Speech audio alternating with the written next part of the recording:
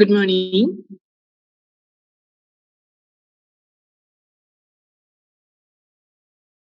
Are you all hearing my voice?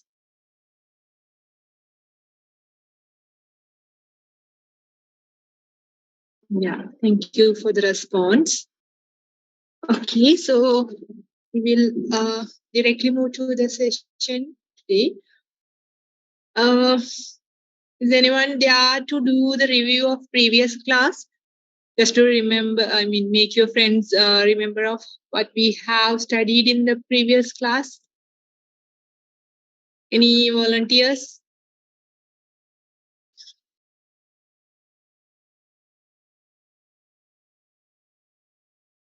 Don't just hide yourself behind the screens.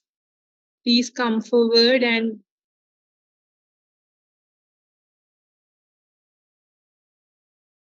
diversity definitions, MS 146. Why don't you unmute your mic and explain it to your friends?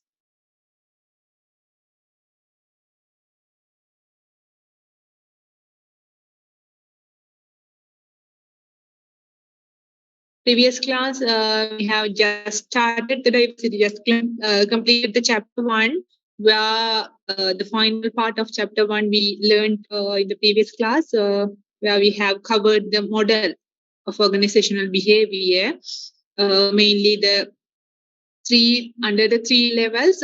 We have seen three variables: input, process, and output, under three levels of analysis and of organizational behavior. That is what we covered in the previous class in respect of chapter 1, the final part of chapter 1. And again, we continued the chapter 2, where we have just covered the diversity, the concept of diversity. We have came to an understanding of the concept of diversity, and then just move to the classification of diversity, deep level diversity and the surface level diversity. So that's the thing we have covered mainly. If we just say about the contents only. Okay. So now we will move to the other concept. The continuation of chapter 2. I have promised you to upload the materials in the LMS as early as possible once the chapter finishes. Since I had my postgraduate examinations in this weekend, I was little busy and could not able to upload the materials.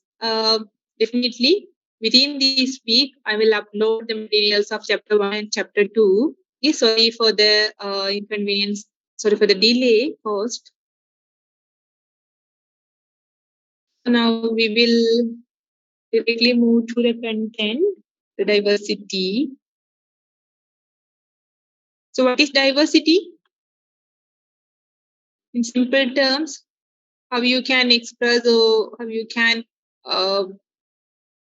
convey your level of understanding about the diversity to others. What do you mean by the diversity?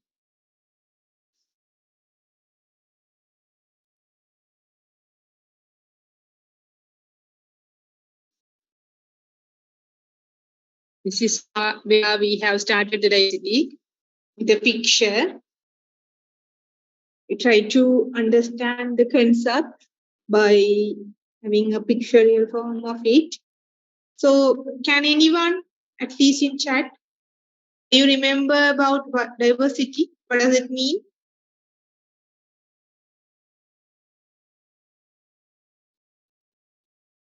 Again, there are two categories of it: the surface level and the deep level.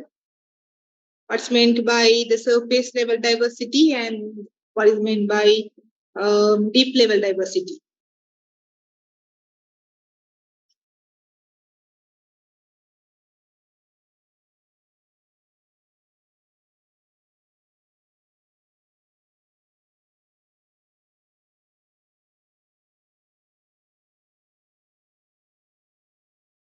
My God, happened to you all.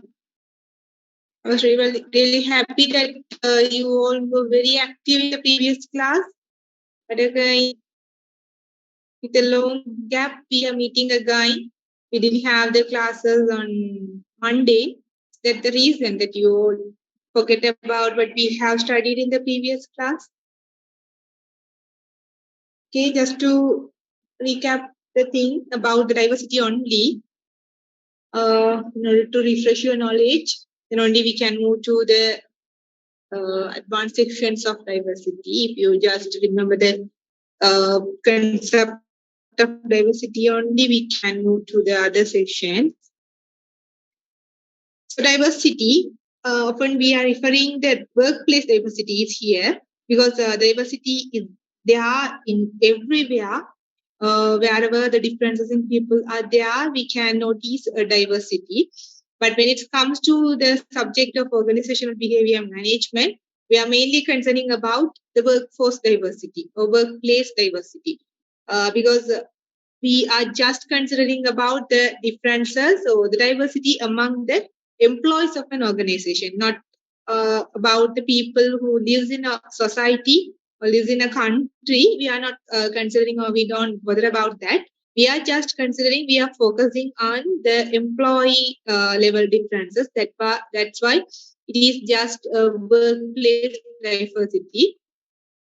So it can be any characteristics that makes the people different from one another. In simple terms, diversity means the people are different from one another. You and your friend, maybe the people who works in an organization may not be equal to each other. There are maybe many differences among themselves. Sometimes when we just look at them, they may look like have the same characteristics, the same appearance, but there may be some deep level differences.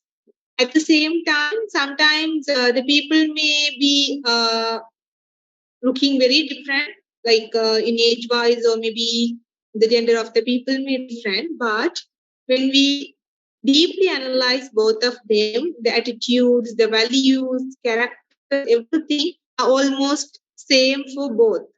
Then there's a surface level differences, but a deep level similarity is there.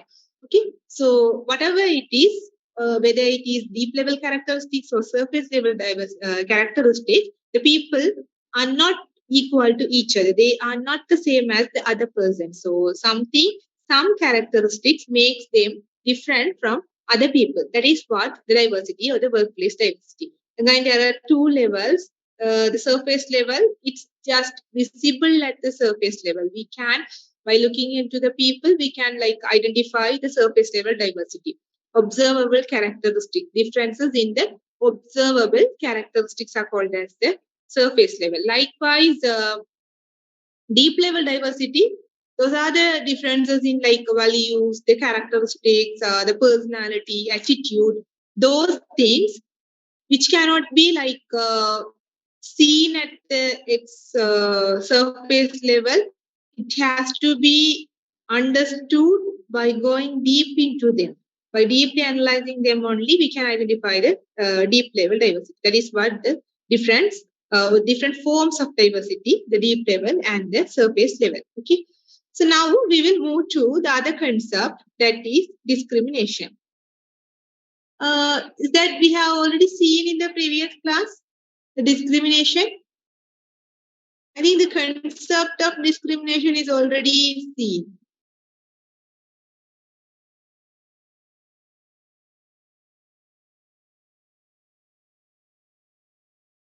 Did we already cover this section, discrimination? Yes or no?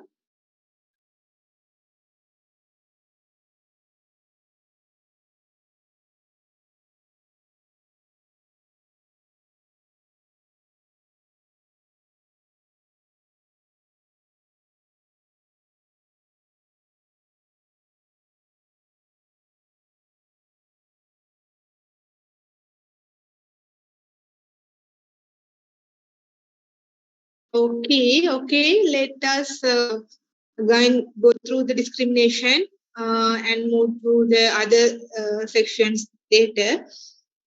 So discrimination is like we have already seen that I think we have discussed about the concept of discrimination only. The forms of discrimination have to be discussed today. So as seen, the discrimination is like differentiating or excluding a person based on the group he or she falls into.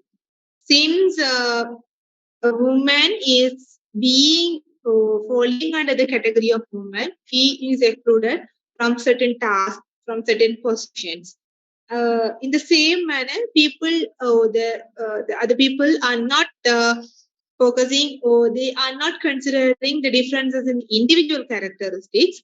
They just make the stereotypes, or they just judge other people based on the group they fall into, based on the group to which they are attached to.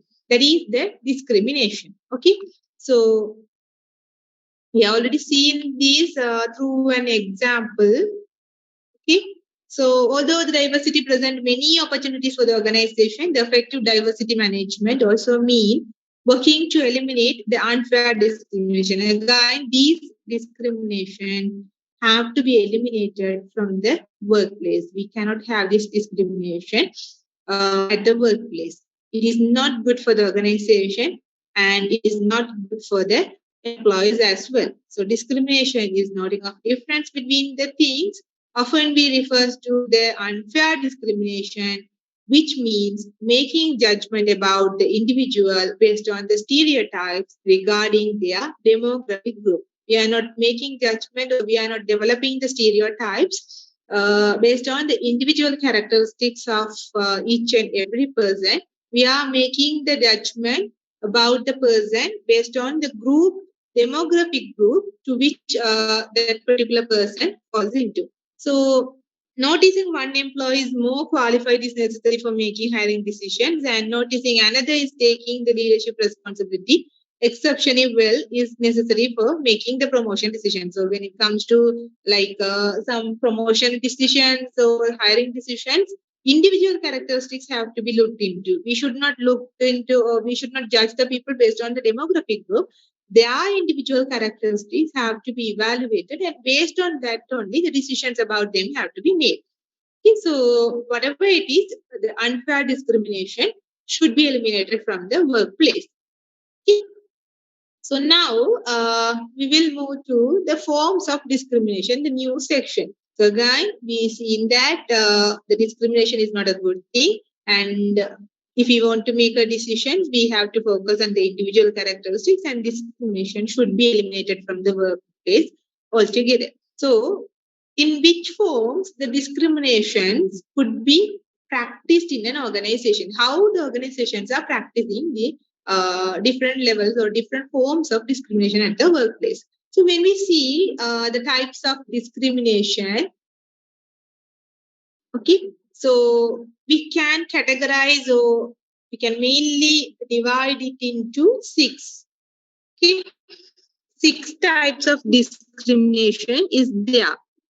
So the first is discriminatory policy or the practices. The first type of discrimination is discriminatory policy or the practices. So what we are referring to the term the discriminatory policy and practices mean the organizations have some policies and practices where only a certain group of people are like given the opportunity to do some task or to hold some positions. That kind of policies are there in some organization. For example, a particular organization has a policy that only if the male employees could be promoted to the position of CEO.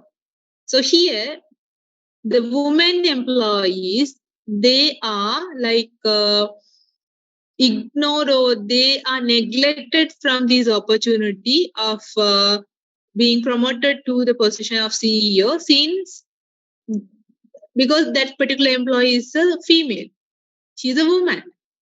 The only reason why that particular person or why that particular employee is not given a chance to be promoted to a particular position like a CEO is because since she's a woman. Nothing else or no any other reasons are there to make that or neglect that person should not be promoted to that position. She has the qualification, The attitude is good, the leadership skills is good, she has the enough experience, everything is there. The only thing she lacks is the gender that required to be promoted to the CEO position. So that kind of policies may be there in an organization. So that is one form of discrimination. For example, action taken by the representative of the organization that deny the equal opportunity to perform or unequal rewards for the performance. So sometimes the opportunity is entirely denied. The women are not given a chance to become a CEO. The opportunity is entirely denied, or else unequal rewards for the performance. Sometimes even the men and women achieve the same thing. The men are rewarded more than the women. So here, unequal rewards are given to the women and men. Even the task is same, the achievement is same, because of the gender only, they are like discriminating the rewards. That is one form of the discriminatory. So discriminatory policy and the practices.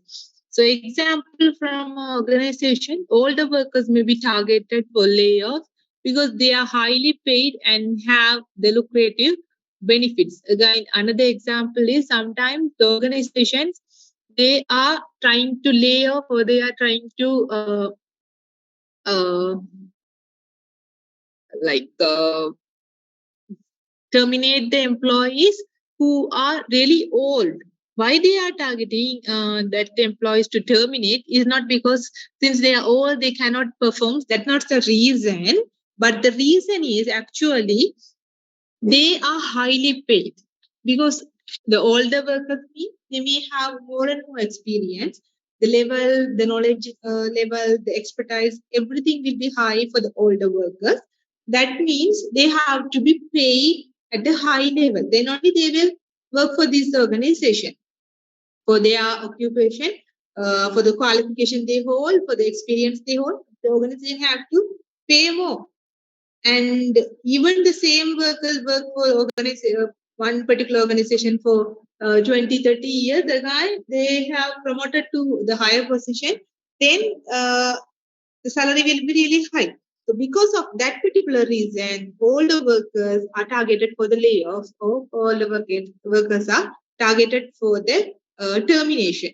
See, junior workers, even the older workers are performing at a very high level than the junior workers because the salary is really high. The organizations are targeting the older workers. That is one kind of example for the discriminatory policy and practices. Second one, the sexual harassment. Again, the unwanted sexual advances and other verbal or physical conduct of sexual nature that create a hostile or offensive work environment. Sexual harassment is also one type of discrimination. So it could happen for both the men and women. Sometimes women may be sexually harassed by men, or sometimes the men also can experience the same issue when it comes to their sexual issues. Okay? So that kind of like uh, unwanted advances. Some people try to take the advance of other people. Some people they may treat the others for like taken for granted. So that kind of treatments are existing in the organization. If that is there, then that is one form of the discrimination. For example, the salespeople at one company went on a company paid visit to strip clubs and brought the strippers into the office to celebrate the promotion and posted the pervasive sexual rumors. So here they try to celebrate in an organization, but they fostered the pervasive sexual rumors. They are spreading some rumors about the sexual issues, and they are trying to undermine the other people. That is one form of discrimination. Because of these, by using this sexual harassment, they are trying to undermine. They are trying to deny the opportunities of other people. And the next one is the intimidation. Intimidation means it's explicitly threatening the other people or bullying directed at members of a specific group of employees. So if you do something, I will sometimes I will demote you, or I will cut the increment for this month. Sometimes the extreme level of intimidation could be there, like the doing something to the members. So those kind of intimidation can also be there. This means threatening the other people, explicitly threatening the other people. That is the intimidation. So African American employees at some company, they have found the noses hanging over their workstation. So here, so some companies in our culture, this kind of situation is not there.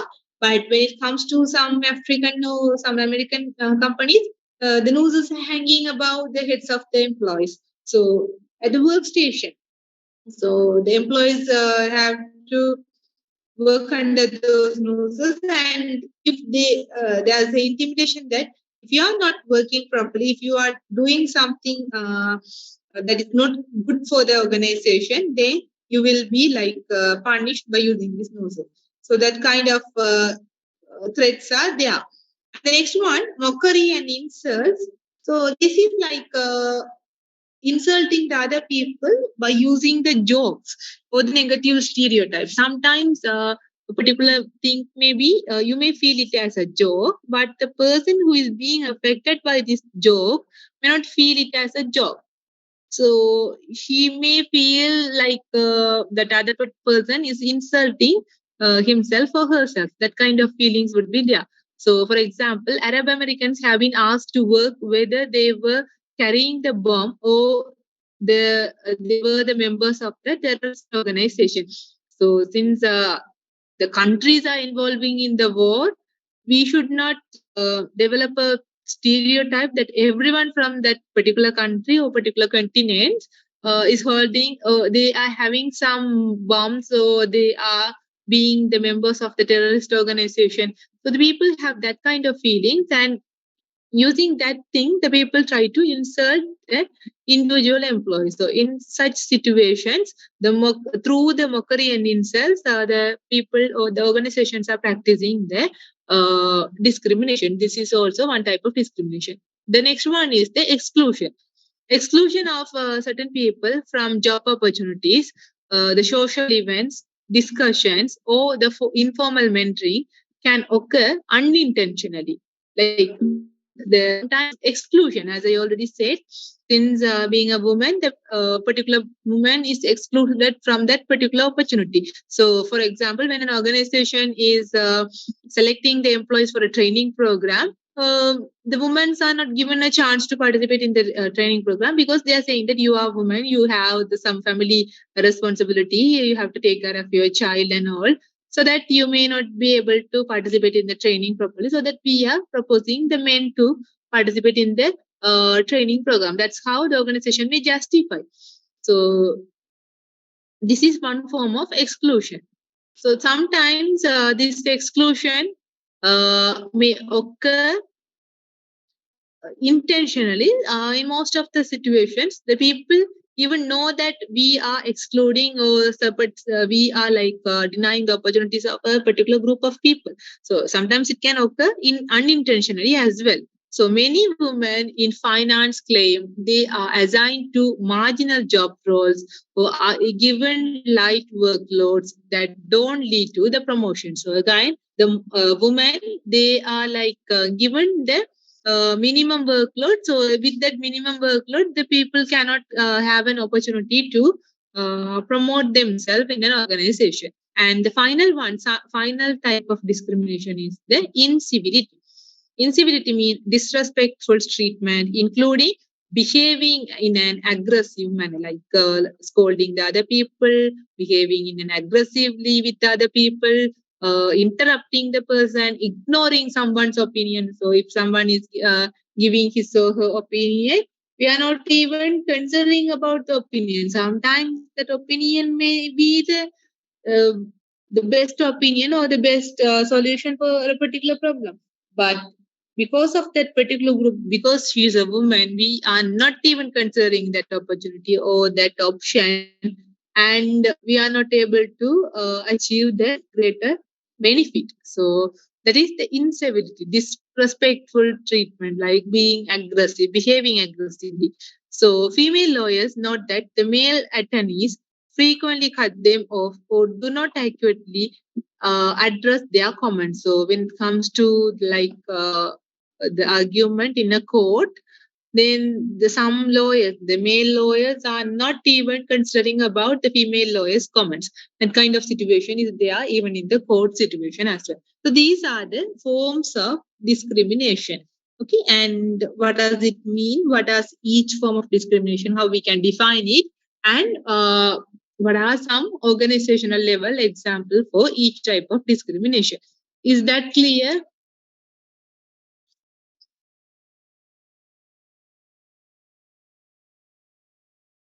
Is the types of discrimination clear? Yes, ma'am. Okay, thank you.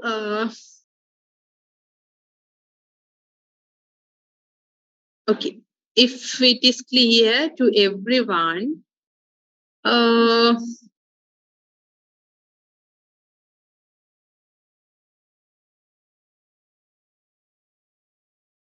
can anyone give an example for the incivility other than the example provided here?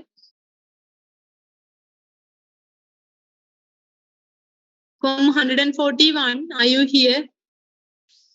I will be sending the attendance link later.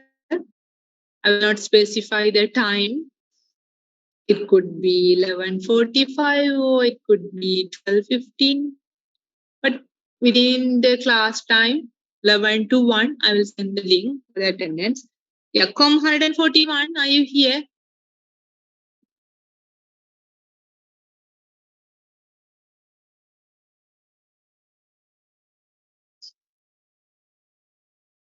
COM 141, I'm calling your number. Are you here or not? Yes, madam. Yeah. Do you understand the forms of discrimination, the types of discrimination? Can you think of one more example for incivility in an organization?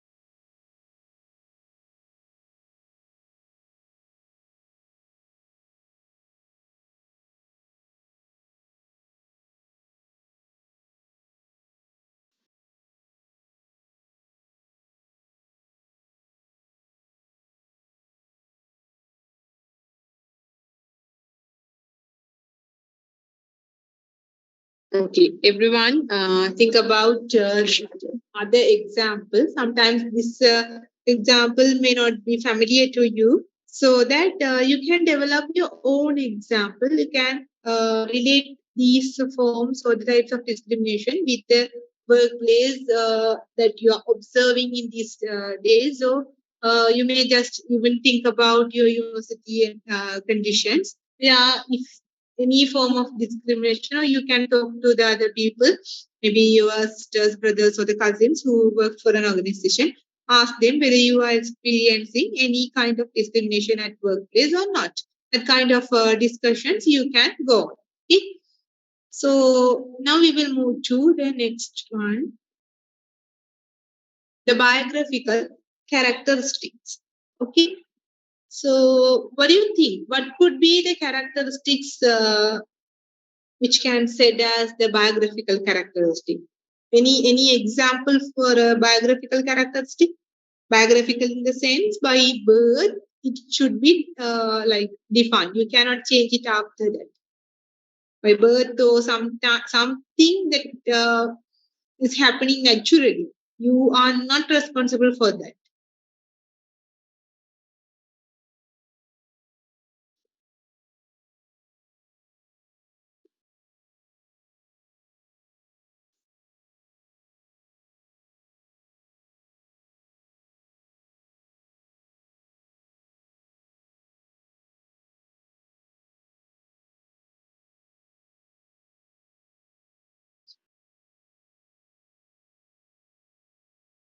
Okay, we will see that these are the biographical characteristics. They are the personal characteristics, that is like age, gender, race, length of tenure. So these kind of things are the personal characteristics. Some characters are defined by birth and some occurs naturally, and we are not responsible for that. Sometimes we can't change that thing. Those are the things we can refer or we can identify those as the biographical things.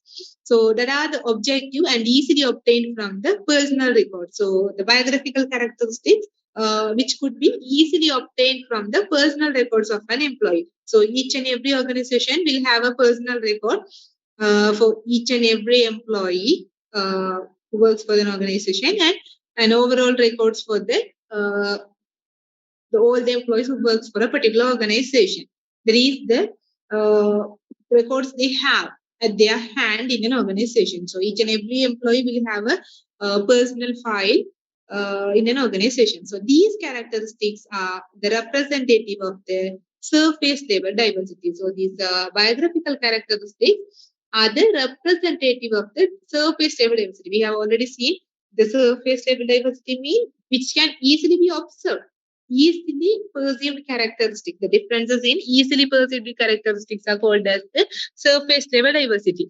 So, what makes the people different from other at the surface level is the biographical characteristics. The differences in biographical characteristics are known as the surface level. Okay. That's how the biographical characteristics and the surface level diversity are connected to each other. So variation in these surface level characteristics may be the basis for the discrimination against the classes of employees. So it is worth knowing how closely related they actually are to important work outcomes. Okay.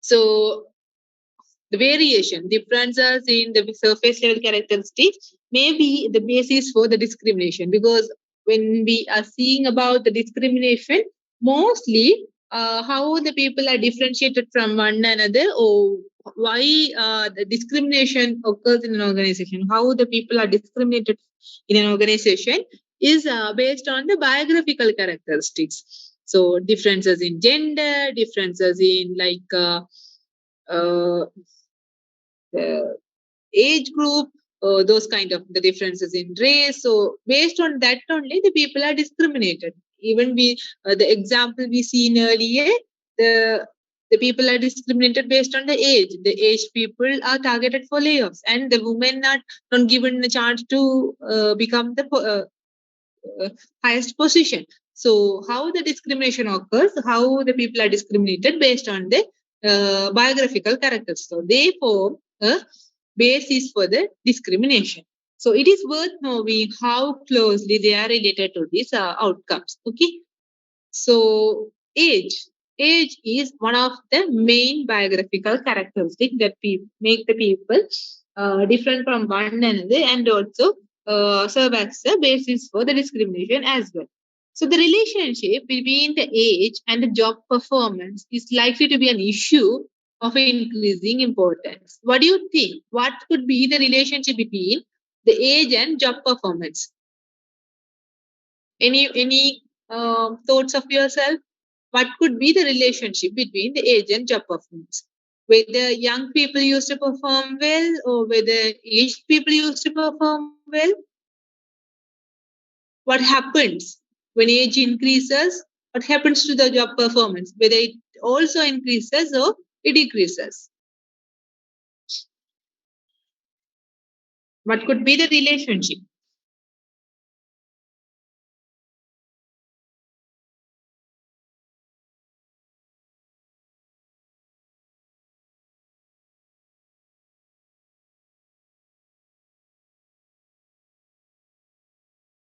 Any comments?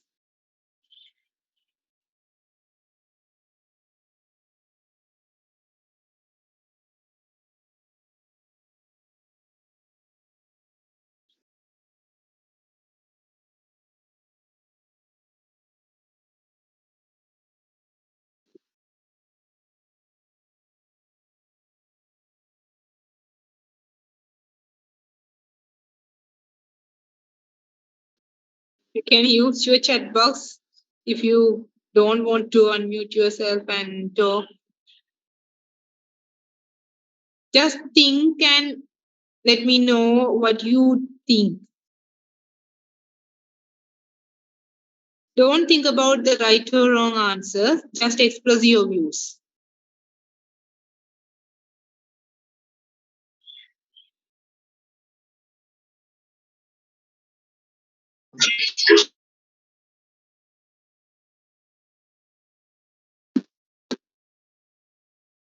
It may increase or decrease. Okay, depends on the particular job, I guess. Yeah, maybe. Yeah, with the age, sometimes the performance of the people may increase or decrease. Again, the other answer is also it depends on the type of job to which the people are employed. Yeah, again, that is correct. Sometimes some jobs may require the physical abilities or the physical strength to perform that particular job. So, in such cases, sometimes the young people may perform better than the aged people because the stamina for the young people, the level of strength of the young people may be higher than the aged people. Okay, so again, the other argument is sometimes some jobs, uh, especially which are very much intellectual in nature, require the conceptual skills. Then, in such situations, sometimes the aged people may perform even better than the young people. So, the argument can be in both the ways. Okay, so again, that is what the researchers also indicate. So, what's the perception of all the workers? The employees hold the mixed feeling. So, they see a number of positive qualities such as the older workers bring to their job, maybe experience, judgment, a strong work ethic, commitment, and quality. So, these kind of things, these kind of attitudes can commonly seen with at the aged people or the people who have years and years of experience. So we can't see such qualities in the younger people in these days. Okay, so these qualities are perceived as the good qualities and which is beneficial for the organization as well. So, positive qualities or these in this manner or in this perception, the older workers are seen as in a positive way. But again, there is a negative argument. The older workers are also perceived as lacking the flexibility and resisting the new technology. Rather than about in addition to their physical strength to perform the activity, again, the older workers, they are perceived as lacking flexibility. So the older workers, they don't want to change some things. Even you, when you think about your family members, the old members, maybe your grandmother, grandpa, grandma. So when you think about themselves, they don't want to change something. They don't want to throw some uh, things in the house, or they don't want to change some designs of the house or something. That kind of resistant to change is there with the older workers or maybe the older people. So they are lacking flexibility and they don't want to adapt to the new technology because they are not familiar with them. They are not born with the technology. They are not familiar with the new technology. So they don't want to adapt to the new technology. So that kind of issues there are with the attitude of the people. But again, they bring some positive attitude like experience, the judgment, the strong work ethic. So when we observe the older people and the younger people, the older people used to come to the office at they are really punctual. They come at office at the exact time and leave at the office at the exact time, and they perform all the work with the higher quality, and they are fully engaged in the work and they are committed to the work. But when we compare with the old workers with the younger people, again they are right opposite of it. They don't want to take the responsibility. They don't want to be with the organization for a long time. So that kind of attitude change is there. So the older workers have the positive attitude for the organizations. Again, they are sometimes they have the negative attitudes as well. Some kind of some way of negativity is associated with the older people. Okay, so I received one more answer. Guide. Aging is most likely to affect the job performance if the job tasks require the sensory perception, the selective attention, working memory, information processing, rapid reaction, or the physical strength. Yeah, as I already said, if requires like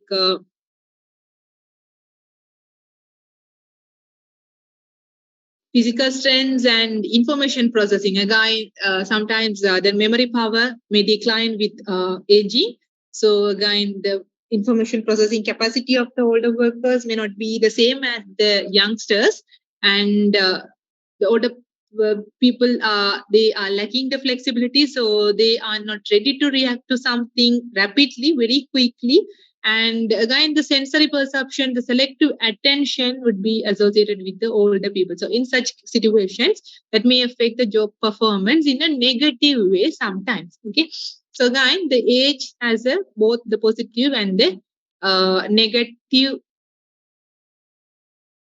uh, impact on the work performance. Okay. So, what effect does age actually have on the turnover, absenteeism, productivity, and the satisfaction?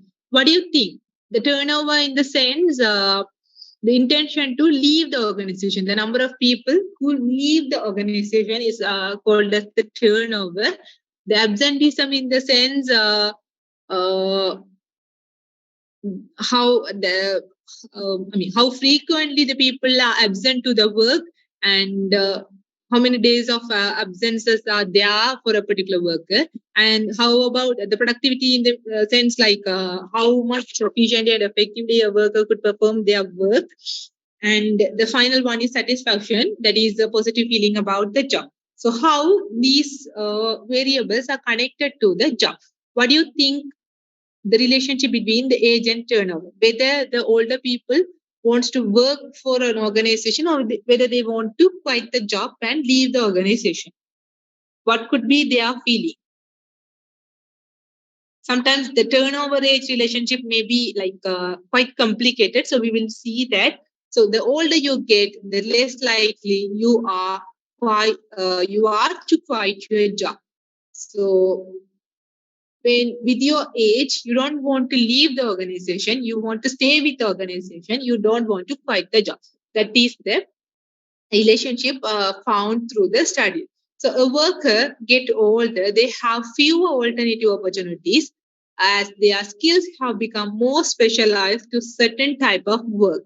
So why they don't want to quit the organization, why they don't want to leave the organization, is because when you are working for an organization for a long time, when you work for an organization for years and years, then what happens is you will be specialized in a particular task, or sometimes you will be specialized in a particular service or product within that particular for that organization. Also, you may be specialized in a particular task, so your skills are specialized. So if you leave the organization, when you try to find a new job, you may not able to get a new job because your skills are already specialized, and that specialized skill may not match with the other organization's requirement that is specialized for this particular organization. The same skill should not be or cannot be used by the other organization. So in such situations, you have the less and less job opportunities when you specialize your skill when you work for an organization for a long. So that is one of the reason why they don't want to leave or quit their jobs. Their long tenure also tend to provide them with a higher wage rate, longer paid vacation, and more attractive the personal benefit. The other reason is once you work for an organization for a long, then in that particular organization you will be in a high position. You would have promoted to a higher position. So in that position you will be earning a high wage rate. Even the paid vacations are there, the longer paid vacations are there for you, and then the attractive benefits other than the pay, you have the other benefits, maybe the vacation leaves, the medicine expenses may be covered by the other organization, covered by the organizations, or that kind of the issue. The benefits could be occurred, like the expenses of your spouse or your daughter's education, or those kind of some allowances are given for your family members' requirement as well. So in such situation, if organization is giving everything to you, then what's the reason to leave that organization? You don't want to. You will try to stay with the organization as long as possible. Okay, so that is the relationship between the age and turnover. So the older you get, you don't want to quit the organization. So there will be a negative relationship between the age and the turnover. Okay, so okay. Then the absenteeism, I think that is an easy concept to identify. What do you think? What could be the reason? What could be the relationship between the absenteeism and the aging?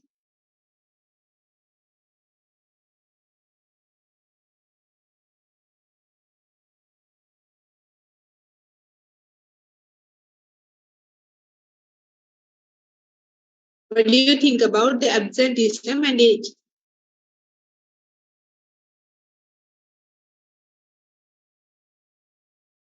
The number of days a person or an employee is absent for a job is called as the absenteeism.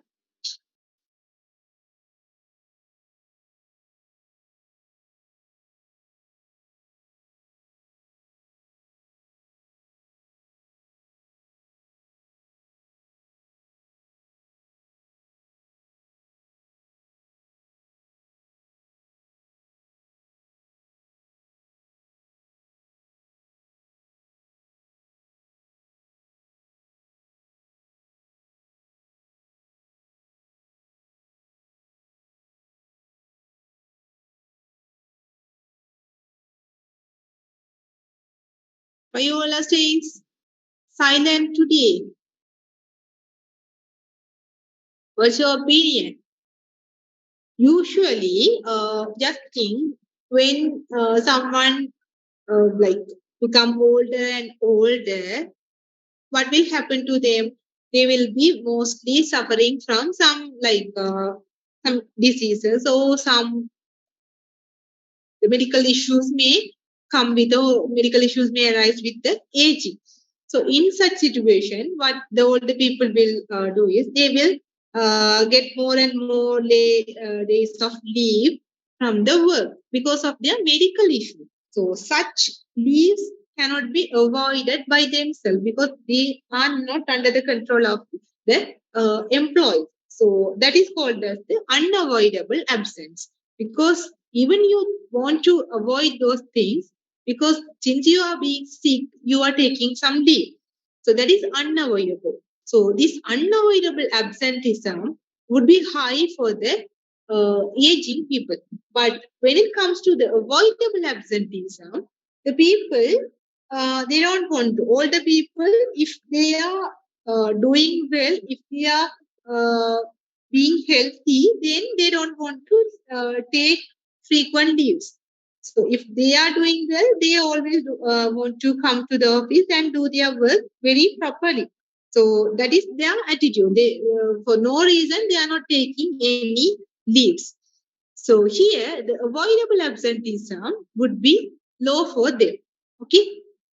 So unavoidable absenteeism would be high for the aged people, but the avoidable absenteeism, the avoidable leaves would be low for the aged people. So this is found by the studies done on this field of organizational behavior. Okay. So most studies show that inverse relationship, but a close examination find it partially the function of whether the absence is avoidable or unavoidable.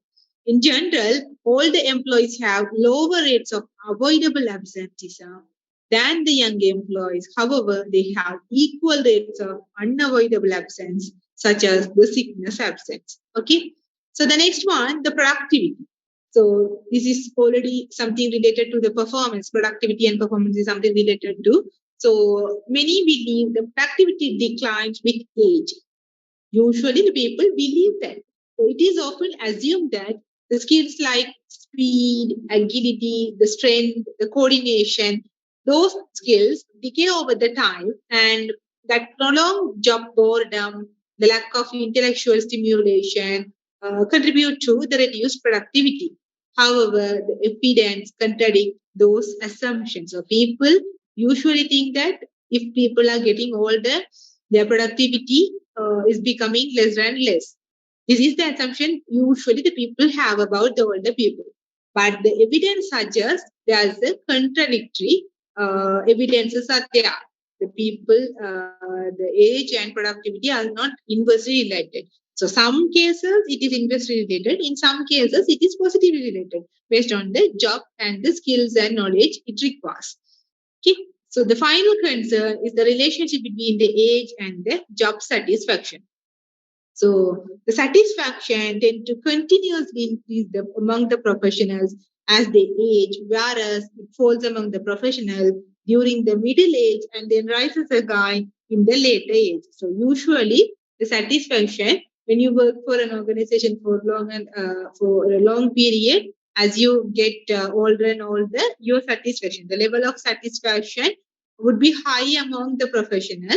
Sometimes the level of satisfaction may fall during the middle age level, and again it started to increase once you get older and older. Okay, so older people will be really satisfied with their job than the younger people. So this is the relationship between the OB variables and the biographical characteristics of age. Okay, so now we will move to the second biographical characteristic, that is the sex, where the women perform as well on the job as men do. Whether the performance of the women and men are equal or not. That is the question. Whether there is any, because in most of the cases, the women are excluded from certain jobs. They are not given the enough chance or the equal chance as men when it comes to the promotion or when it comes to the allocation of some particular task. So whether there is any actually is there any differences between the performance of the women or men, or the performances are exactly equal to each other. So there it is a inquirable question. Okay. There are no consistent male female differences in problem solving ability, analytical skills, competitive drive, motivation, sociability, or learning ability. So, when we see some intellectual skills like problem solving, analytical, competitive drive, so motivation. So when we analyze those kind of things, there is no any consistent difference between the men and women. The psychological studies have found women are more agreeable and willing to conform to the authority, whereas the men are more aggressive and more likely to have the expectation of success. But those differences are minor. But again, there are some differences in the attitude. Like the women, whatever the boss said, uh, they used to agree the comments or the orders given by the superior, the boss, and they willing to conform to the authority.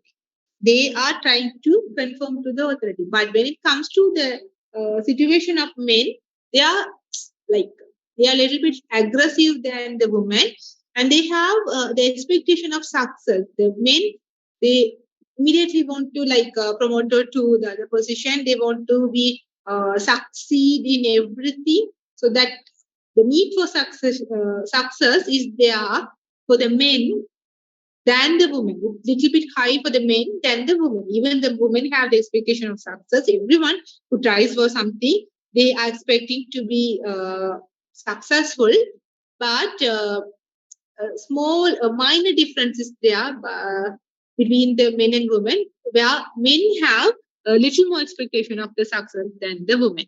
But these differences are at a very minor level. So we can assume no significant differences in the job productivity between the men and women. Okay. So one issue that seem to differ between the men and women is the preference for the work schedule.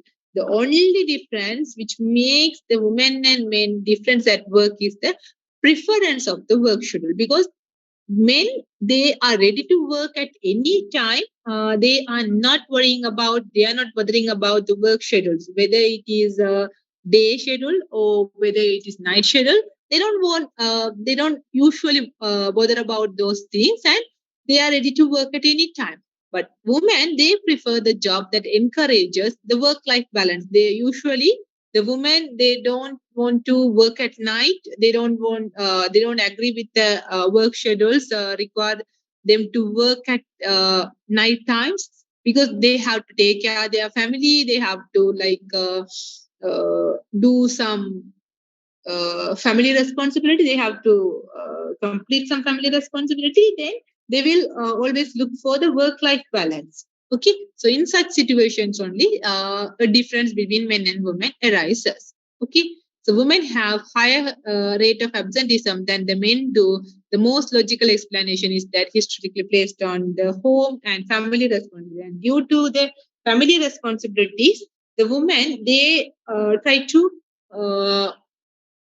take more and more leaves, and they have more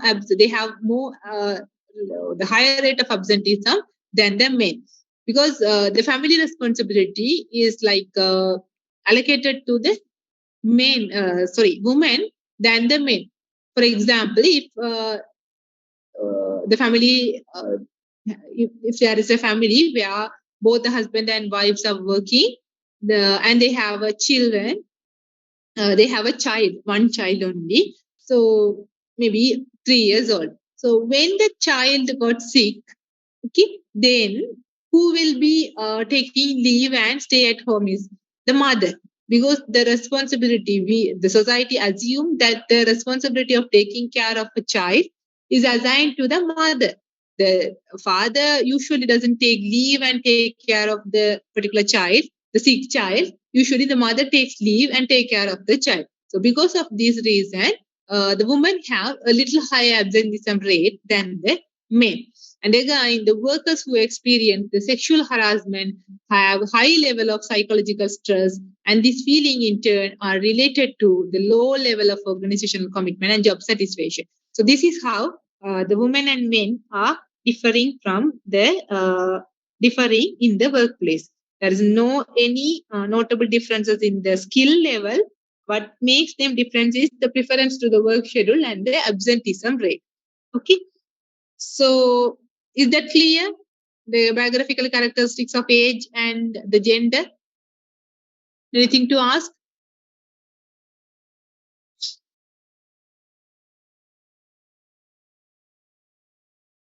If it is clear, please raise your hands.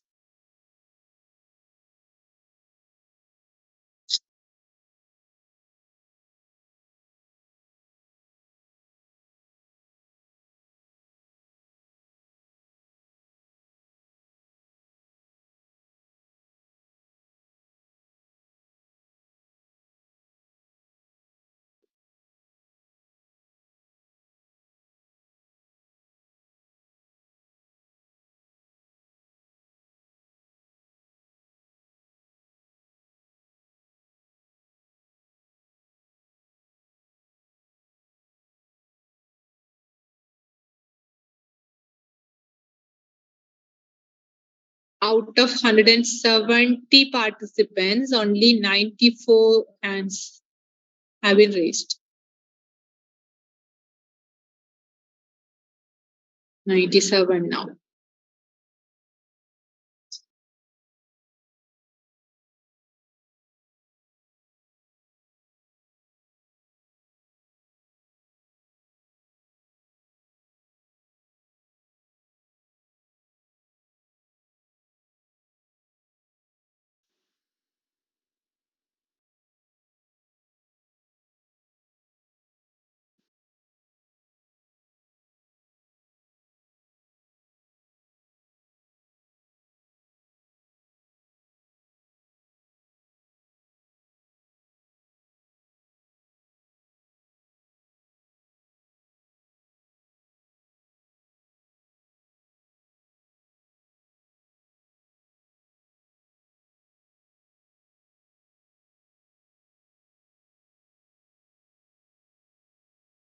Okay.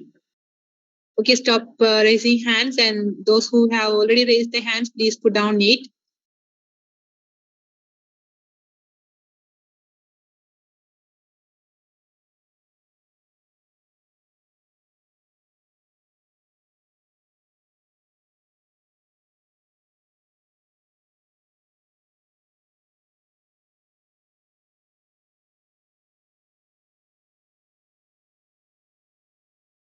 Don't keep your hands as raised, because if I'm asking something again later, I will not able to see whether it is raised for the latest question or the earlier one. Okay, so now we can have a break about 5 minutes. It's 12:06 now. You can join around 12:01 or 12:12. We will start it again. Okay.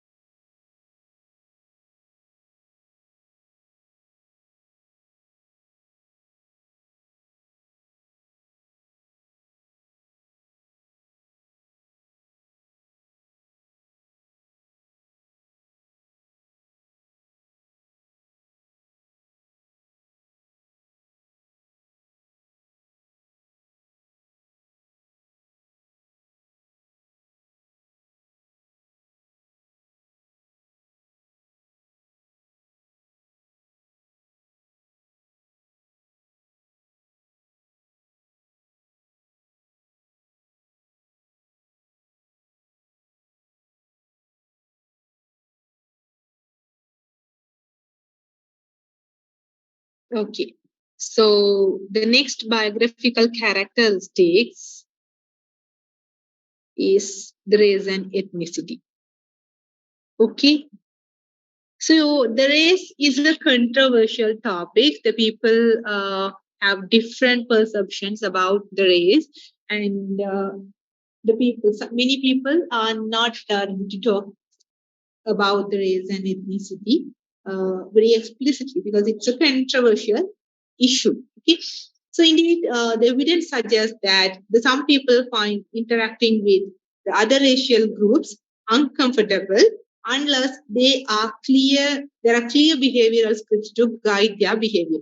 So uh, like many studies found that whatever the race, whatever the group of ethnicity the people fall into, the people find it easier to talk with or to deal with the people, to interacting with the people uh, from the same race or from the same ethnicity than the people from other race or other ethnicity. So one of the major thing making the people to be uncomfortable, to feel uncomfortable about these racial differences or the ethnic differences is that maybe the language issue. So different race people or different ethnic people, they may be talking different languages. And due to that issue, the people may feel uncomfortable when they are dealing with the other group of people with the different ethnicity. So race is the biographical or the biological heritage. The people used to identify themselves, and ethnicity is the additional set of cultural characteristics that often overlap with the race. So it's a biological heritage that come from, or it is transferred from one generation to other generation in a society. Usually, this race and ethnicity, and it's a biological heritage. The ethnicity, in addition to some cultural characteristics, these ethnicities identified usually overlap. Some race and ethnicity are overlapping with each other. Some characteristics we can't definitely say these are the characteristics of race and these are the characteristics of ethnicity. So there are some overlaps in India.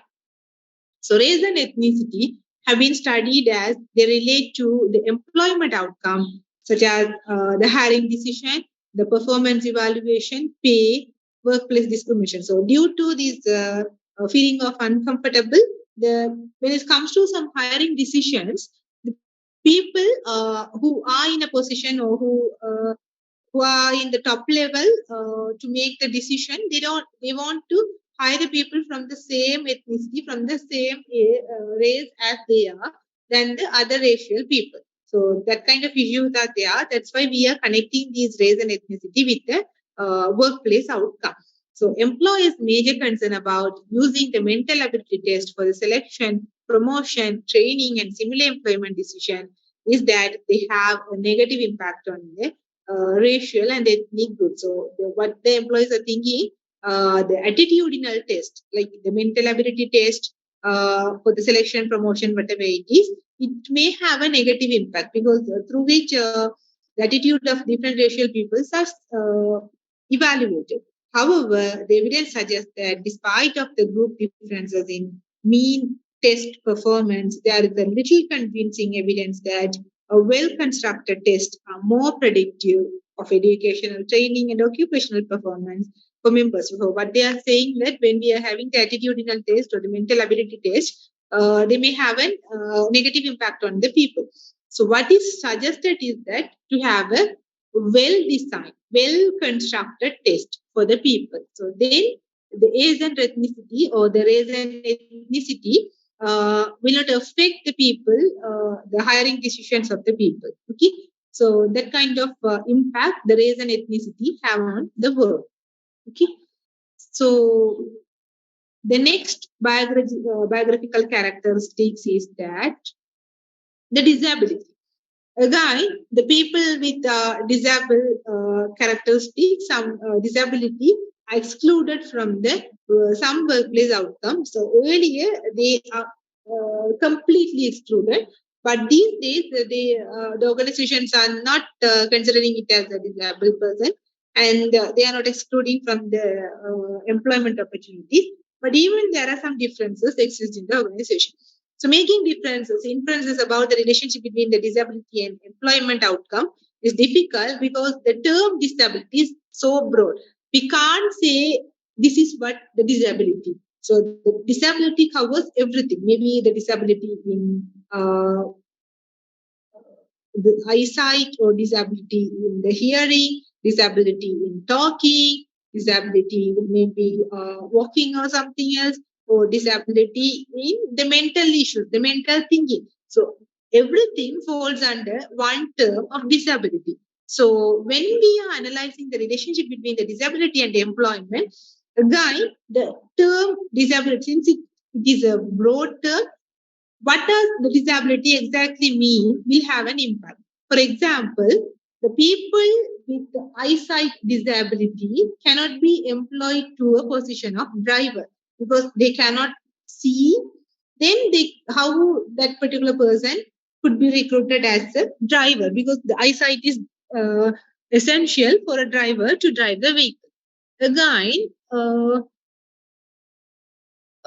some other disability, like the impact of disability on the employment outcome has been explored from a variety of perspectives. On the other hand, a review of evidence suggests that the workers with disability receive higher performance evaluation. And again, so the another thing is the workers with disability. When it comes to the evaluation, the workers who are having the disability tend to receive the higher performance. For example, when a person with eyesight disability is appointed to a job, a normal job, where she or he can do the job, he doesn't need the proper eyesight for that. But when it comes to the evaluation, the people used to think that disabled persons, they have some difficulty in doing those work, but by overcoming those difficulty, they have performed the work properly. So when it comes to the evaluation, the people tend to allocate high marks or high evaluation for the people with disability than the normal people. Okay, that kind of implication is there. On the other hand, a review of evidence suggests that the workers with disability receive the higher performance evaluation. However, the same review found that despite their high performance, the individual with disability tend to encounter lower performance expectation and less likely to be hired. Again, the hiring issue. When it comes to the hiring decision, uh, the people are expecting lower performance from the disabled people and they don't want to hire them for their work organization. So again, the hiring issue is there, but once they are hired, when it comes to the performance evaluation, they did tend to receive the higher performance evaluation. Okay. Other than these, age, gender, race, and ethnicity, and disability. Other biographical characteristics which make some differences is that one thing is the tenure.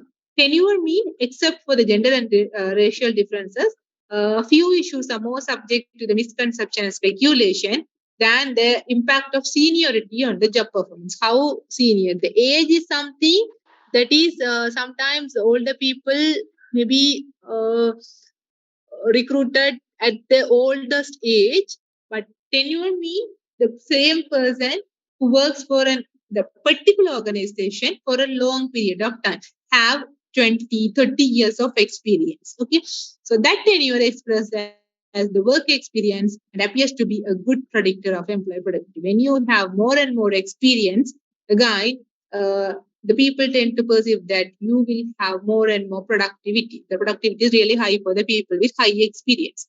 And the studies consistently show the seniority to be negatively related to the absenteeism. So once you become senior, you will be getting less days of leave, and the seniority is negatively related to the absenteeism. But when it comes to the age and uh, the absenteeism, again, the unavoidable absenteeism is high for the aged people. Avoidable is, of course, low. The same thing is related here also. The seniority is negatively related to the absenteeism. Okay. So the next one is the religion. So faith can be an employment issue when religious belief prohibit or encourage certain behavior. So some people from certain religion or certain like society, they may not engage in some particular work. So if those restrictions are there, then the religion is one factor that makes some differences. The other one is sexual orientation and the gender identity. So employees differ widely in the treatment of sexual orientation. So the different kinds of treatment are given to both the different sex people, maybe male and female. So that kind of differences are there in the organization.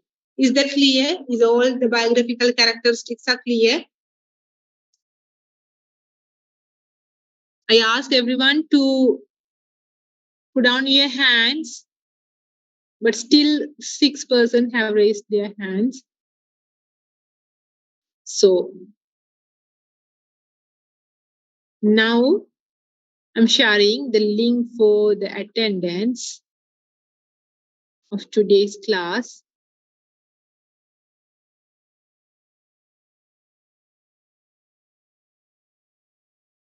It's 12:20.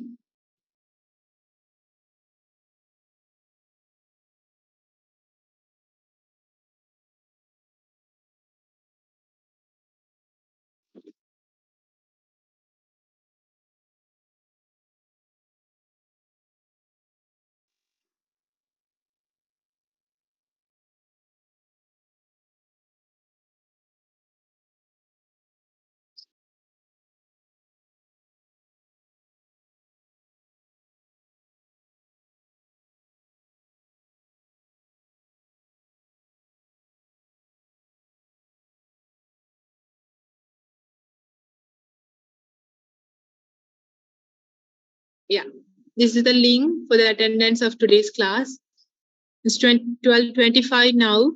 The link will be accepting the responses until 12:40. Okay, I will not share the link again.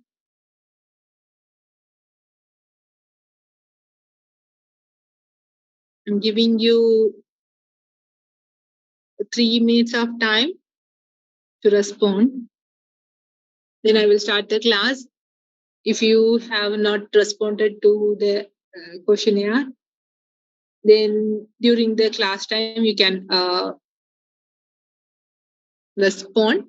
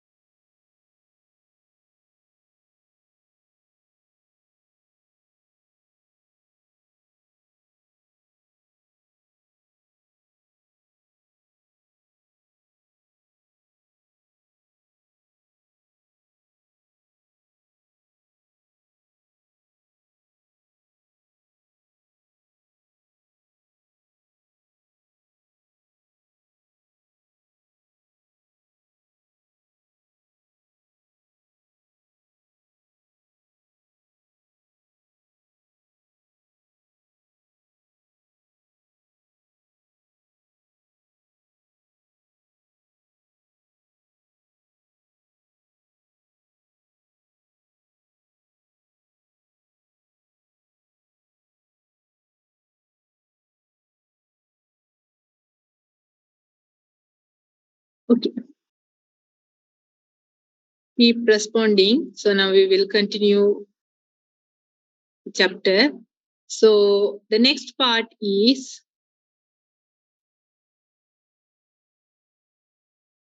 the ability of an employee or ability of an individual. Okay.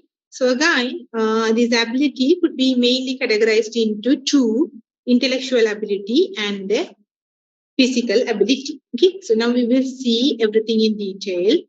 So ability is an individual current capacity to perform the various tasks in a job The overall ability are essentially made up of two set of factors, the intellectual and the physical. So ability means it's the capacity to perform a particular task.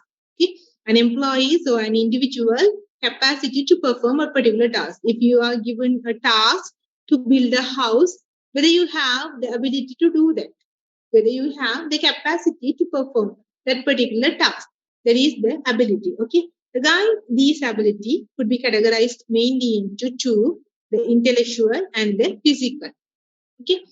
So intellectual means intellectual abilities are the ability needed to perform the mental activity. As you understand by the term intellectual, intellectual means it is something related to the thinking capacity of the person. So intellectual ability means it is the ability to perform the mental activity, the thinking or something related to the thinking or involving in some mental activity. That is the intellectual ability.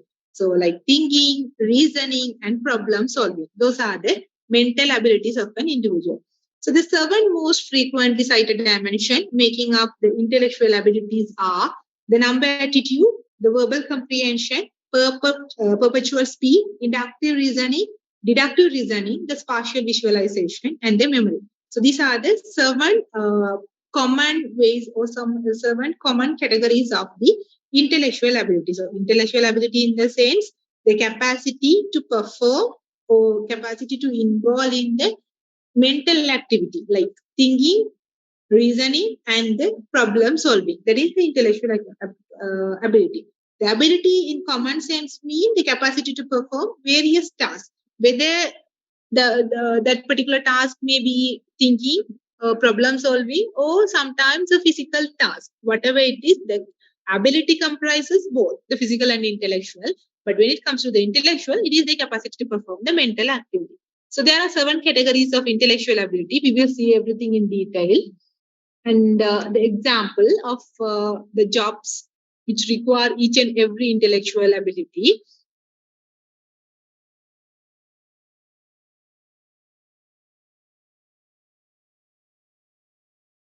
Yeah, Form 83, what's your problem? Why can't you fill your form? Ma'am, email address is password is missing. Don't you have a proper email and know the password of it? Ma'am, We have already informed about these attendance earlier that each and every class, these attendance will be marked in this particular manner so that you should have a proper email and password with you. Is the password is really required to fill the form?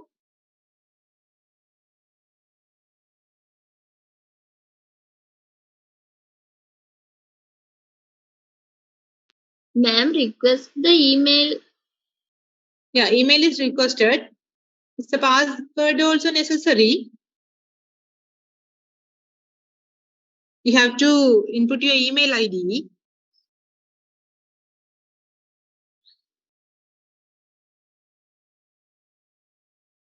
Yeah, what's your number? From 83, right? Yes, ma'am. Okay. Only today I can give you an excuse because you are in the class now. And from the next class onwards, you can't tell these excuses again and again. You have to fill the Google form, then only your attendance will be marked. Otherwise, Thank you, ma'am. you will. Okay. Okay, so the first dimension of the intellectual ability is the number attitude.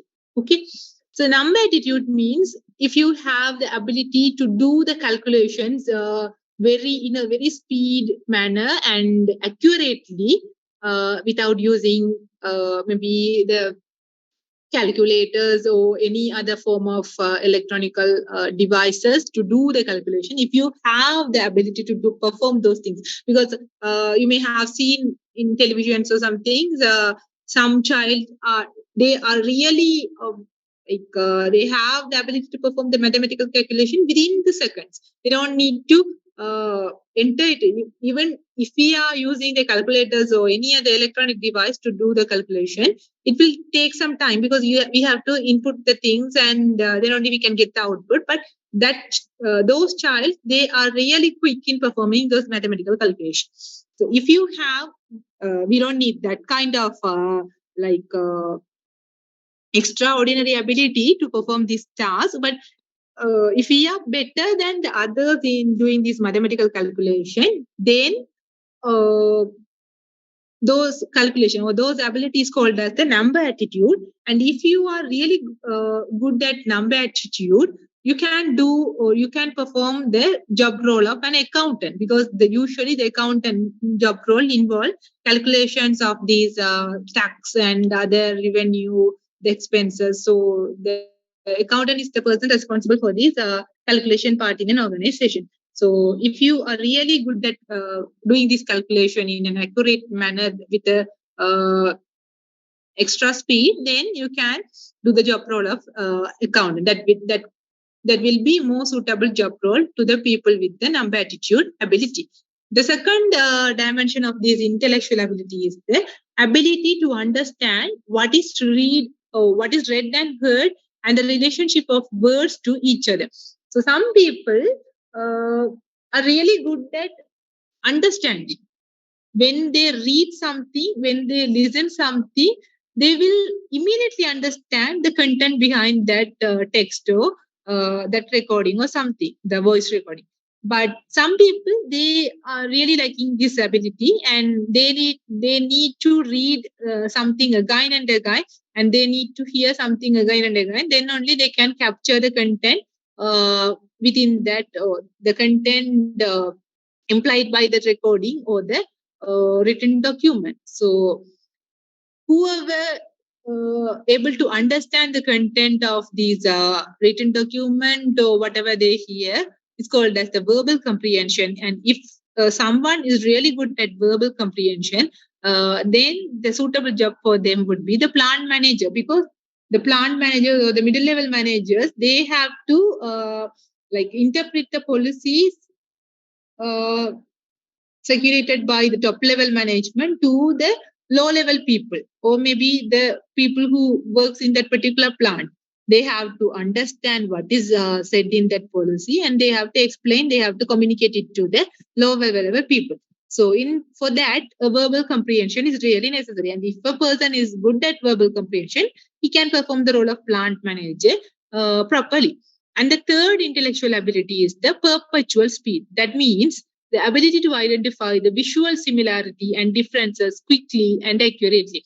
Some people, you may have experienced that by looking at two pictures, both are almost same. The people are asked to identify six differences between the two pictures, and we may have identified five, but struggling to identify the sixth one. So that kind of experience you may have in your childhood. But if someone is really good at identifying that differences very quickly within seconds, that is called as the perpetual speed. They are good at identifying the similarities as well as the differences. Then the what could be the suitable job for them is the fire investigator, identifying the clues to support a charge of arson. So here, what they have to say, detective, the fire investigators, so those kind of jobs could be suitable for these people with the perpetual speed, because they once they see something, they will connect it with what they have seen earlier, and they try to find some relationship with them, and using that they can like move forward and identify the root cause of the something. So the people with perpetual speed, their job suitable for them are the fire investigator. And the next one is the inductive reasoning. The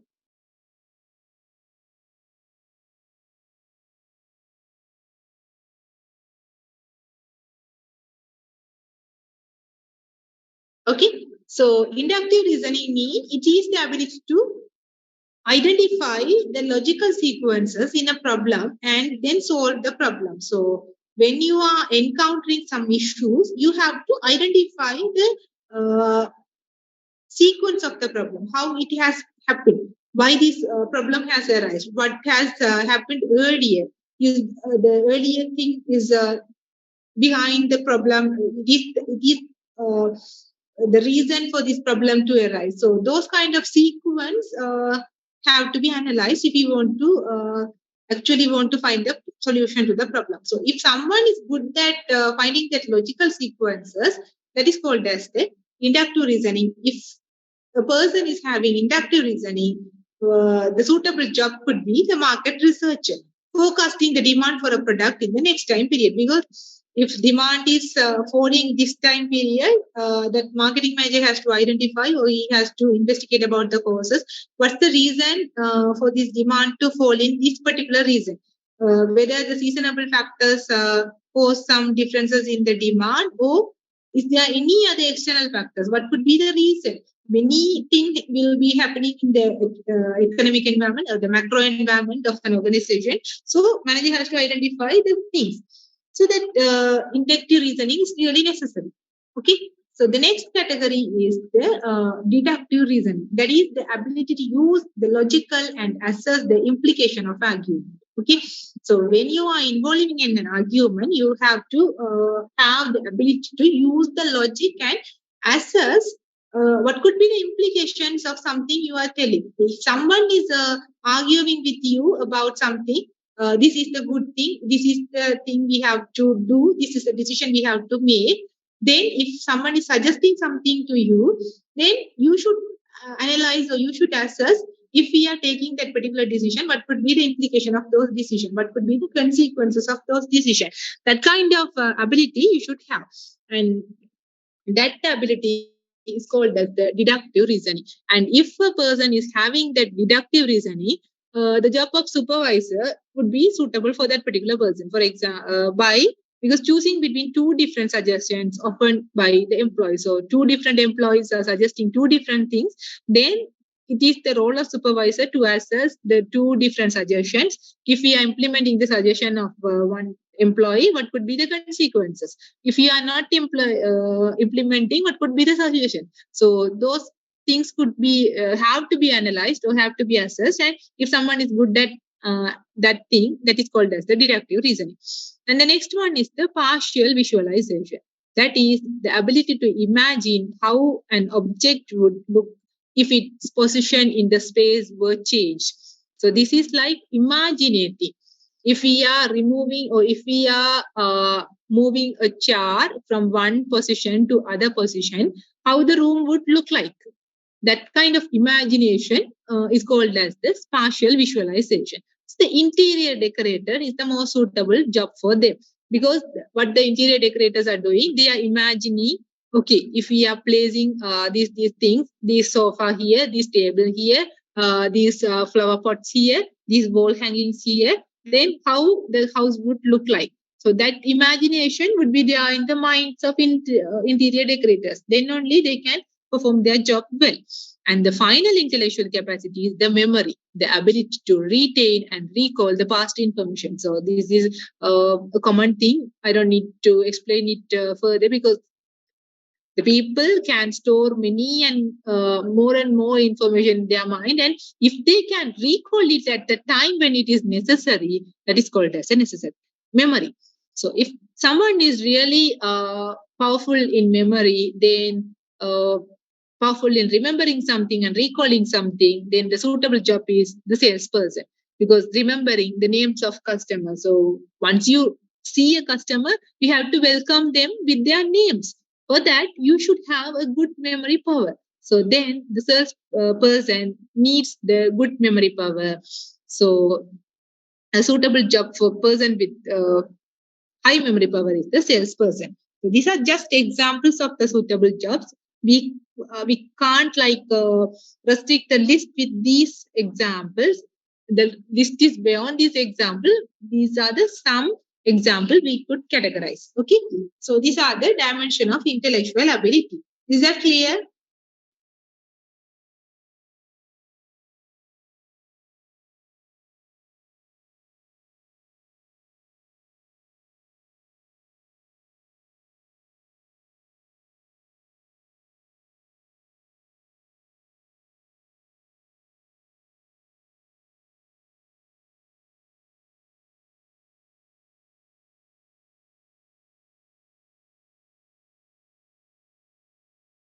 Okay. If it is clear, we will move to the second category of the ability. What is that? The second category?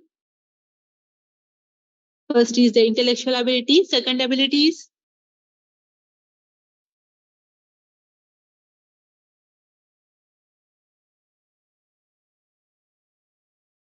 what's the second category of ability?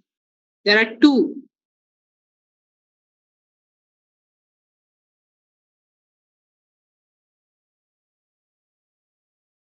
Your time for the attendance is over.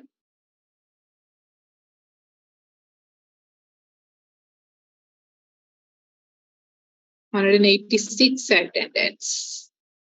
We are only 62 people have connected to Zoom.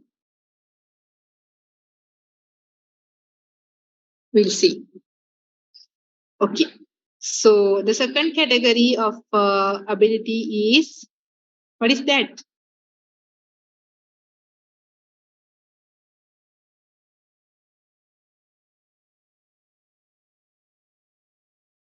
Yeah, physical ability. Thank you, MS17, for your response. Yeah.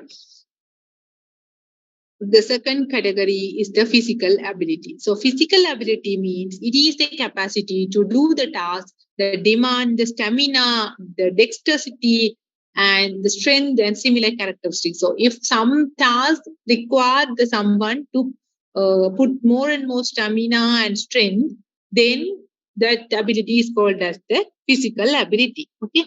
So the research on hundreds of jobs has identified 9 basic physical ability. Okay. So those 9 basic ability could be categorized under three: the strength factors, flexibility factors, and the other factors. Okay.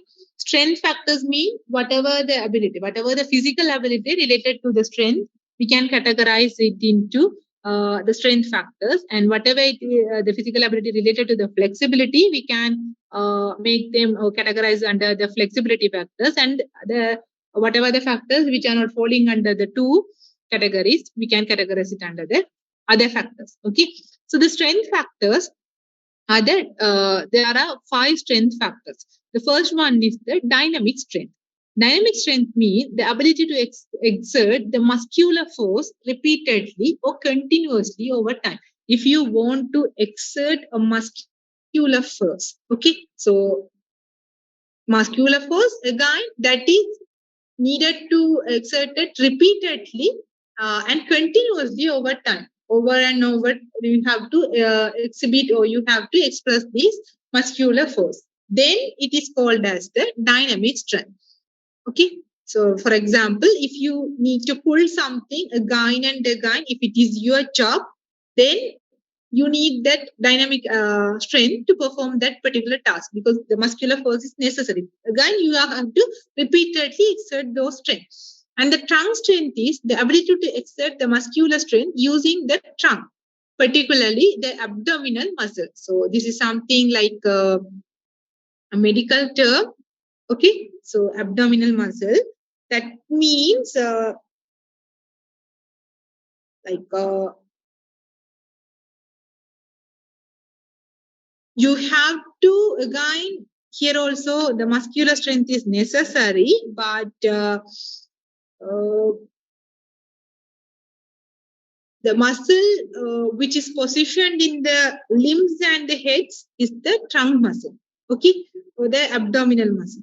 Okay, so that muscle have to be that the strength of that muscle have to be exerted over and over. So that is what the trunk. Okay, so that is the trunk strength. The third one is the static strength. That means the ability to exert the force against the external object.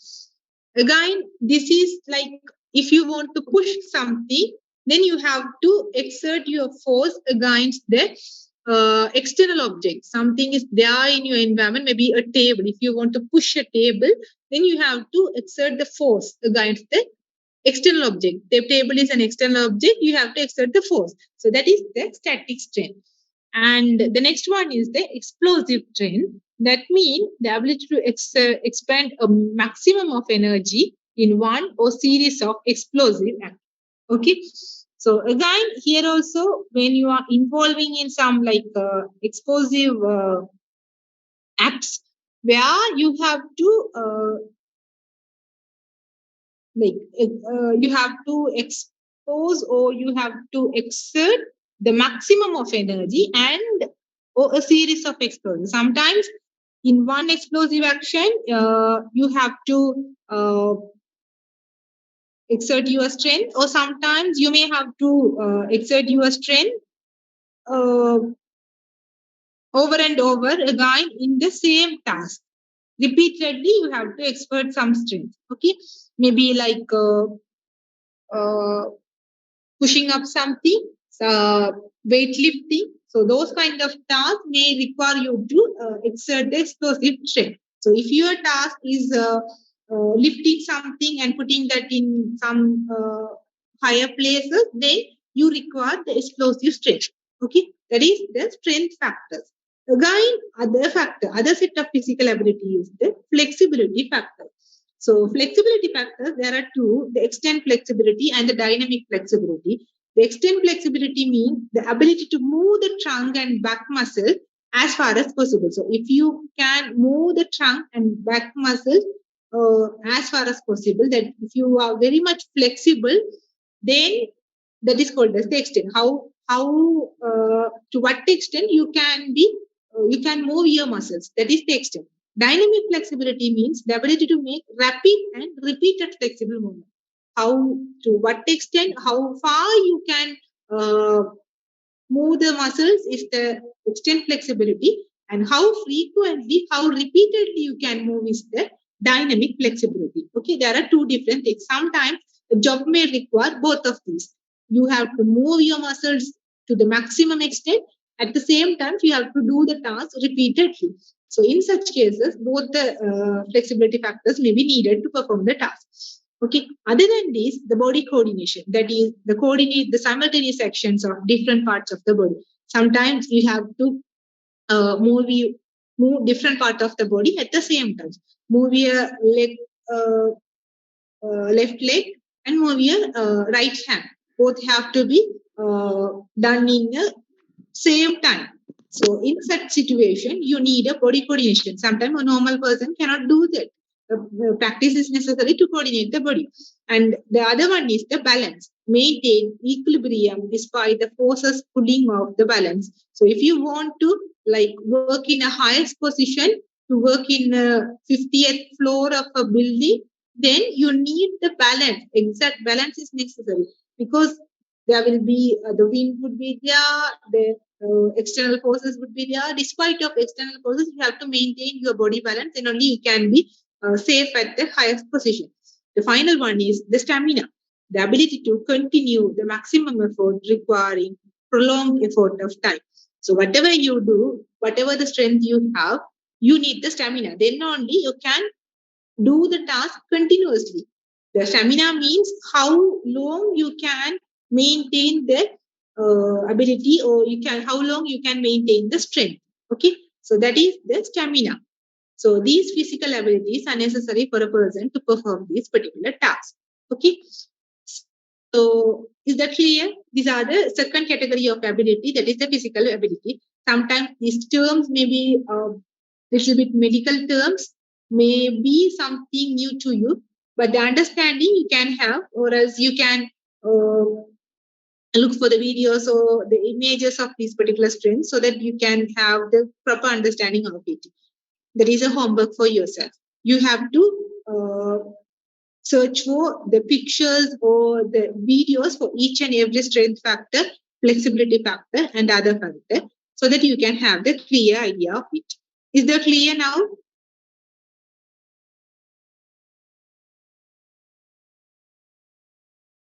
Shall we move to the final part of chapter 2, the strategies of diversity management?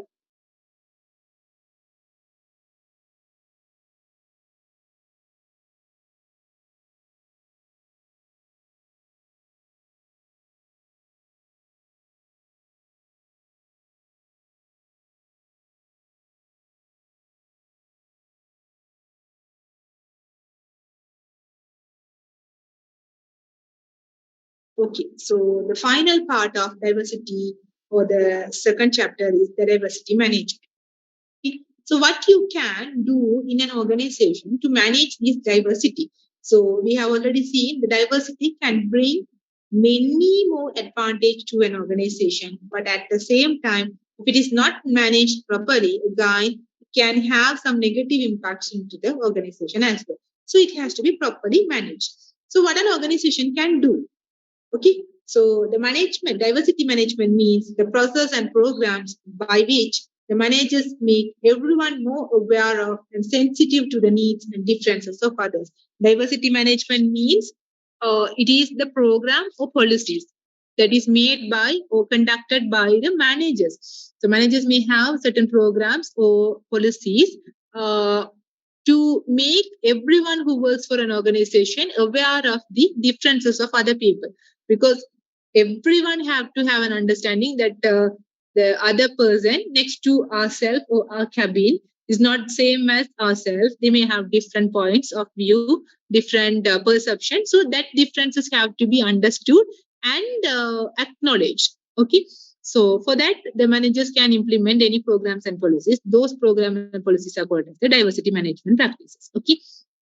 So the first strategy is the attracting, selecting, developing, and retaining the diverse employee. So organization, in order to get out of the bit, in order to get the maximum benefit out of the diversity, the managers has to involve this diversity concept in the selection, development, and training and retention of the employees. Okay, so one method of enhancing the diversity is to target recruiting messages to specific demographic groups. Whenever the managers advertises a position for the recruitment, sometimes that advertisement only reaches a particular group of employees, and some group of employees are explored, or they are like ignored at the initial stage. They are not receiving the employment advertisement, so that they are not being selected by the organization. So this means placing advertisement in publications like geared towards the specific demographic groups, recruiting at colleges, universities, and other institutions with significant number of underrepresented minority, and forming partnership with the association. So advertisement, when we are placing the advertisement, we have to properly choose the channel.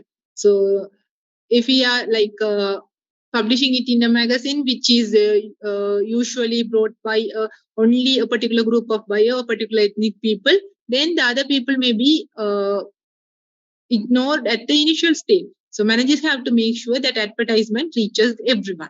The selection process is one of the most important place to apply the diversity effort. So the managers who hired need to value the fairness and objectivity in selecting the employees and focus on the more productive potential of the new recruits. So they, whenever the other thing is the selection and hiring process. When it comes to the selection and hiring, the managers has to look into the individual differences and capacity of the people, and selection has to be conducted in a fair and objective manner, and the new recruit have to be recruited with the people with the high potential have to be recruited by the organization. That is the first strategy the managers can follow. The second one is the diversity in group. Whenever the manager forms a group, the manager has to include the people from different background, different gender, different age, different ethnic, different religion, different attitude, different values. So those differences have to be acknowledged when the manager forms a group. The most contemporary workplace require the extensive work group incentive. When people work in a group, they need to establish a common way. Even there are differences among the people at service level or the deep level. When they are put into a group, they have to work towards a common goal, because the group has a common goal. Except the individual goal, they have to work for a common goal, and at the end, they're accomplishing the major task, and they need to communicate with one another. Often, if they feel little sense of membership and cohesion in their group, all these group attitudes are likely to suffer. So the group of individuals with different type of expertise and education are more effective than the homogeneous group. So whenever the manager forming the group should not be the homogeneous. The people with different experiences, different education, different expertise, they have to be put into a one group. Then only the input from various people could be given to the group task, and the performance would be high. Okay. Similarly, a group made of entirely of assertive people who want to be in charge, or a group whose members all prefer to follow the lead of others will be less effective than the group mixed the leaders and followers. And again, when the manager forms the group, they have to check for the leadership skills of the people as well. Some people they want to always take the leadership position, and some people they always want to follow the other people. So whenever forming group, both of these people have to be put into a group. If the manager forms a group where everyone in the group wants to be the leader, or otherwise, if manager creates a group where everyone wants to be the follower, there will not be a leader. Okay, so conflicts may arise. So that have to be emphasized when forming the group. So diversity in group is the second strategy. And the final strategy is effective diversity program. So managers can implement some programs to make the people aware of this diversity and the similarity. So, what could be the programs? The first one, teach managers about the legal framework for equal employment opportunity and encourage the fair treatment of all people, regardless of their demographic group. The first, the managers have to be taught, then only they can implement the fair strategies in their organization. If the managers are not understanding these differences, and if they are not treating people equally, then no point of talking about the other strategies, because they are the one implementing the strategies. They are again making this discrimination. So first thing, the managers have to be taught about the legal framework first, because there are some legal framework where equal opportunity is trust. Both men and women, they are disabled and normal people. So the equal opportunity for all have to be trust, and it has to be ensured. So for that, the managers have to be educated. The second diversity program is there. They teach managers how a diverse workforce will be better able to serve a diverse market of customers. Again, if we are like forming a group or forming an organization with diverse people, again, the market, of course, the customers will be diverse. The customers will not be the same as everyone. Okay, so each and every customer is different from one another.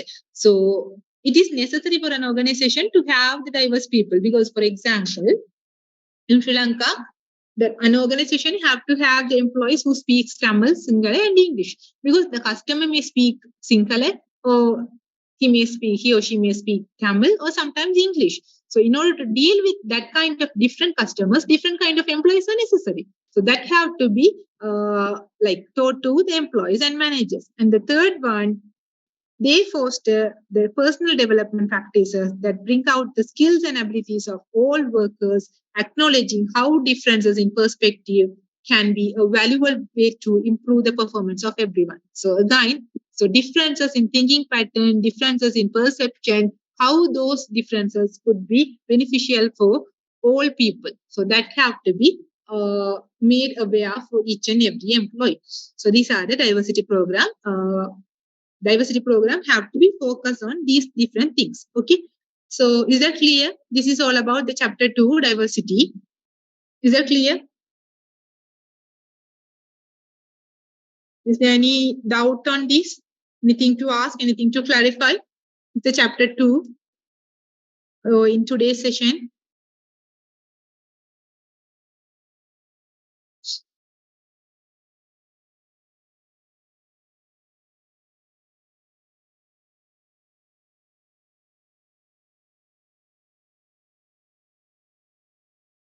If it is clear, please raise your hands.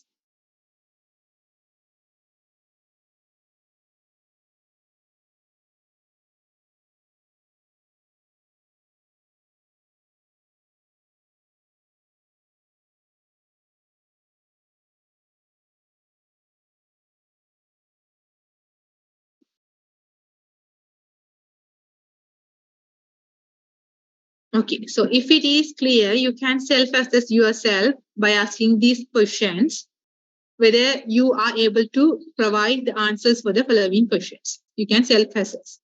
The first one, what are the two major forms of workforce diversity? What are the two major forms of diversity? Workforce diversity? Can unmute your mic and say the answer, or else you can use the chat box.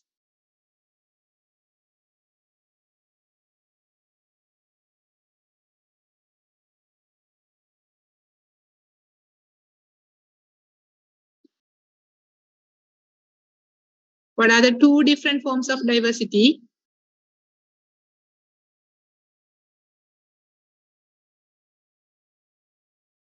The basic of this chapter,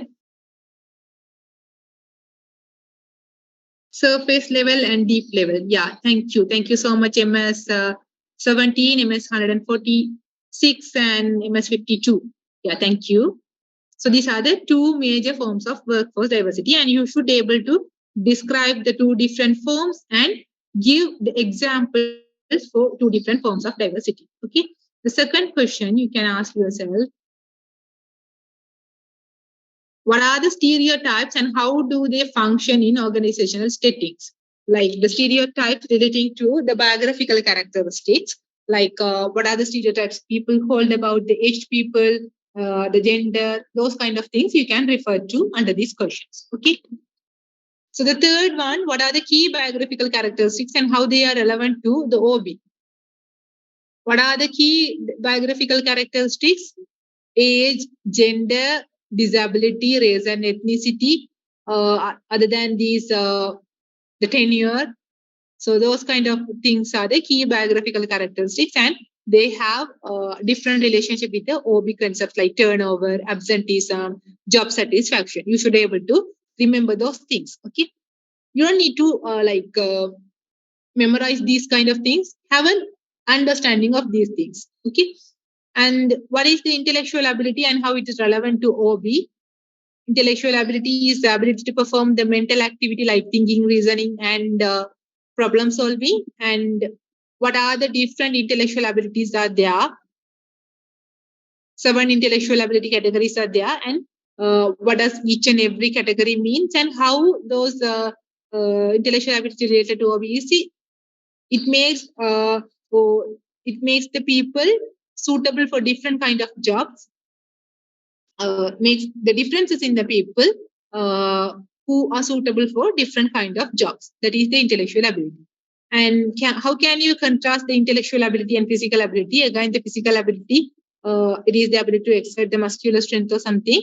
That is the physical ability. Again, there are 9 physical ability under the 3 categories. You should be able to describe those things.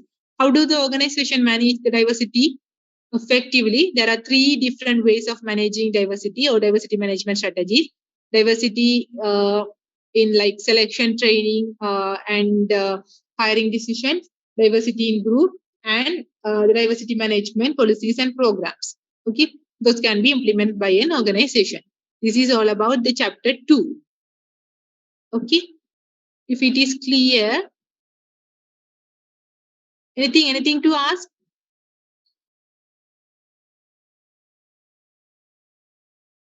If nothing to ask, we can wind up the class with this. Thank you for joining. Of course, I will upload the notes within this week, at least before the next class. I will upload. Definitely, I will upload the notes for both the chapters, chapter 1 and chapter 2. Sorry for the delay caused.